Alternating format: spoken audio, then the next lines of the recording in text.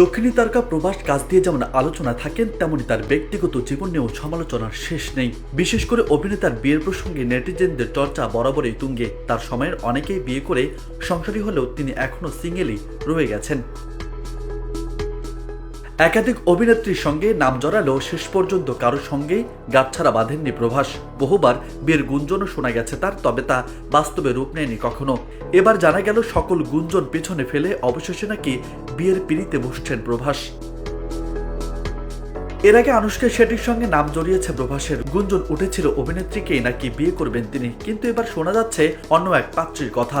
এক সাক্ষাৎকারে অভিনেতা রামচরণের মন্তব্যে নতুন এই জল্পনার সূত্রপাত। অভিনেতা জানান খুব শীঘ্রই নাকি বিয়ে করতে চলেছেন প্রভাস। পাত্রী নাকি অন্ধ্রপ্রদেশের গণপগ্রামের মেয়ে। এরপরে জল্পনা বাড়িয়ে দেন দক্ষিণী সিনেমার জনপ্রিয় বিশ্লেষক মনোবালা বিজয় বালান। এক্স হ্যান্ডেলে তিনি প্রভাসের নাম লিখে তার সঙ্গে নবদম্পতির ইমোজি জুড়ে দিয়েছেন। এই পোস্ট দেখে কৌতূহল প্রকাশ করতে শুরু করেন প্রভাস ভক্তরা। উচ্ছ্বাসিত হয়ে তারা পাত্রীর সম্পর্কে জানতে চান। যদিও নেটিজেনদের একাংশ মনে করছেন প্রভাসের বিয়ের জল্পনা নাকি এবারও স্রেফ গুঞ্জন। পরবর্তী সিনেমার প্রমোশন হিসেবে হয়তো বিয়ের কৌশল বেছে নিচ্ছেন এই তারকা। যদিও এ প্রসঙ্গে এখনো পর্যন্ত মুখে কুলুপ এঁটেছেন প্রভাস, বিয়ে নিয়ে কোনো মন্তব্য করেননি তিনি।